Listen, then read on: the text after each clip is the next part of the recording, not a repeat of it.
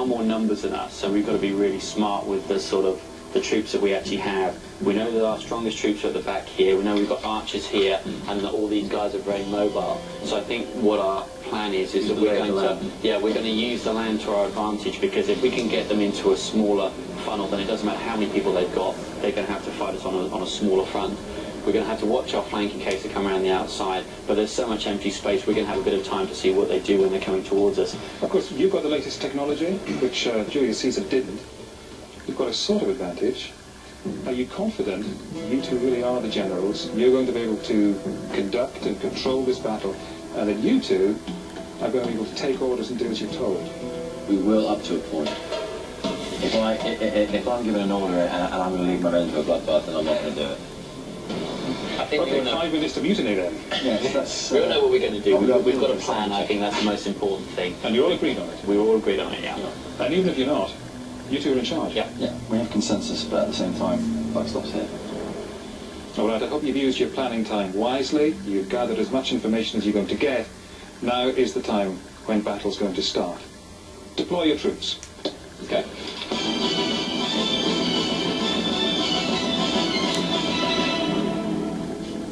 The team's battle plan is to divide their army into heavy units in the valley with their light infantry on the hill, using the terrain to neutralize the much larger Helvetii force.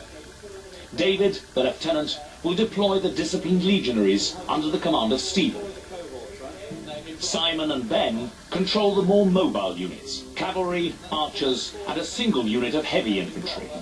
This is the period when the Romans imposed unity of command, whereas our team here has got duality of command. Absolutely. The team prepare to deploy their army. With the Roman force the only barrier between the Helvetii and freedom, they can expect a brutal fight. Their concept seems to be fighting a fundamentally defensive battle. They want to hold that ground rather than taking the fight to the Helvetii. So it's really going to be up to their skirmishers to bring the Helvetii. Well, that's the whole point. The whole point of the archers and the slingers and the javelin men is to get out there and provoke that Gallic wrath. Make them really, come on boys, and really bring the charge on. Simon and Ben deploy their men up to the hill. The task of this lighter force is to protect the flanks of the units in the valley against enemy attack. The Helvetii may not be as organized as the Romans, but they are a deadly force nonetheless. And with the very survival of the tribe at stake, they're relying heavily on their cavalry and infantry ambush from the woods. Deployment of the Roman army is proving tricky for the team. Ben's having difficulty following orders. That's 4 of them. See what they're doing. Oh, there's no cavalry centre. You're the cavalry there as well? I will eventually, yeah, so you might as well just leave them up there. Alright, leave them up there. Now, the heavy infantry? Heavy infantry, as we said, 4. Yeah. Alright. Do we want the heavy infantry in front of the cavalry? Slingers by the archers. Yes. Yeah. No, we want the heavy infantry there, and we want the cavalry to the left. Okay, we want heavy infantry like this. You understand what I'm saying? Ben? Basically, if we have the infantry like that and the cavalry on cohorts of infantry there, and then we want to have cavalry on the left-hand side and cavalry on the right-hand side. Cool. Cool. Right, so basically, our heavy infantry, they're on the hill in 4 lines. Yeah, we do that.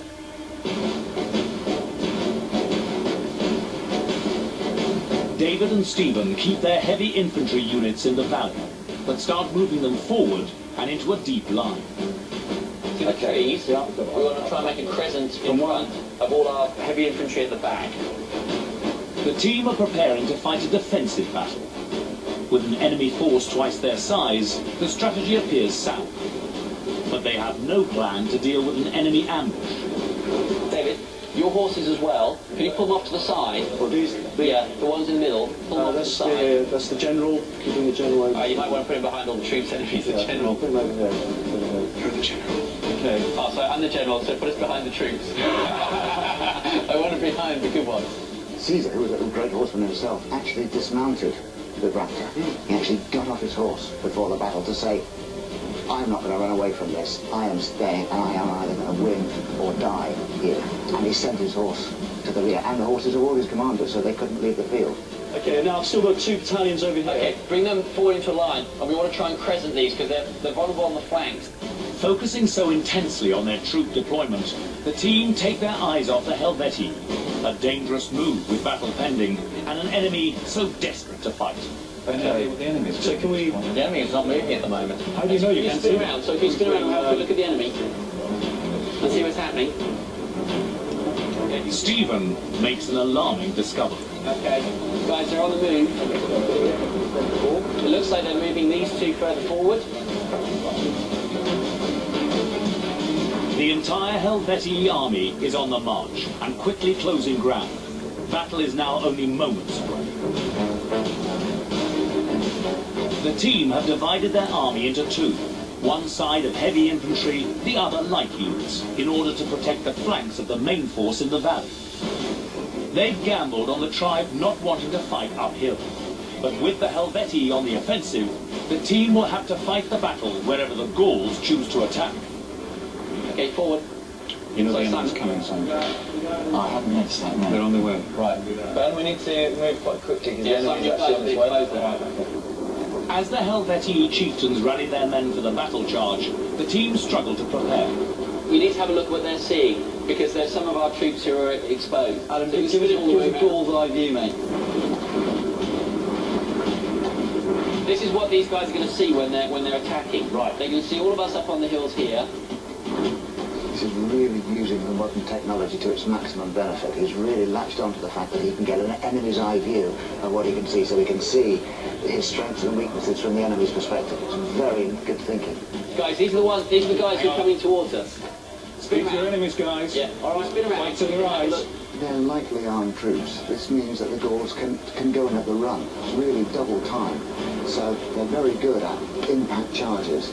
The Romans have a continuous feeling of inadequacy compared to the Gauls. Romans are shorter than Gauls. The Gauls are big men, and they are physically strong.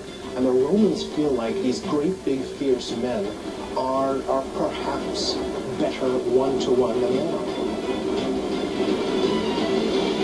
They're moving in loose formation and pushing. And when you see those numbers, it's an intimidating sight. That mass coming at you. The Romans seek to compensate by having order and discipline and subordination. The heavy infantry in the valley has deployed in a crescent, the strongest formation against a large and unruly enemy. The units on the hill are dispersed along the slope. But sending light troops so far away from the main body of the army could be a tactical error. The hillside units are too weak to defend themselves and too far away to be reinforced. They have defended the hill a bit more now. So as they've deployed, there's a lot more covering of the hill. But they're now, again, I think they've underestimated the size of this battlefield. The team have also underestimated their enemy. They still don't know that the Helvetii have infantry and cavalry in the woods.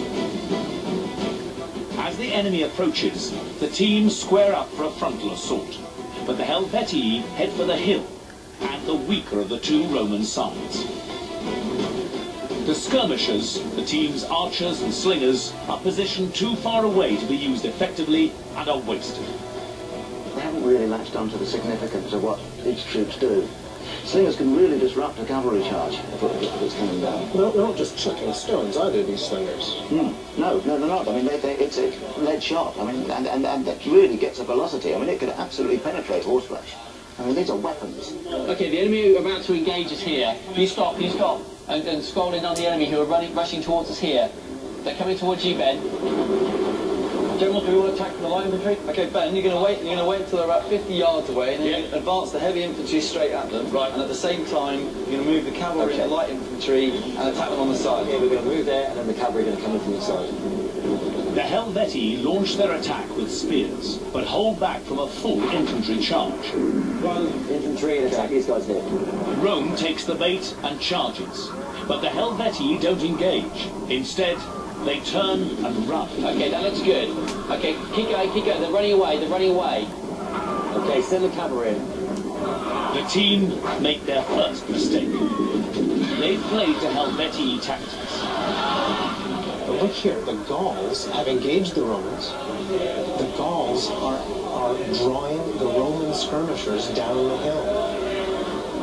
the Romans, instead of drawing the Gauls into combat on their turf. It's back to front what it should be. That's right. The team's own skirmishers are being pulled away from them.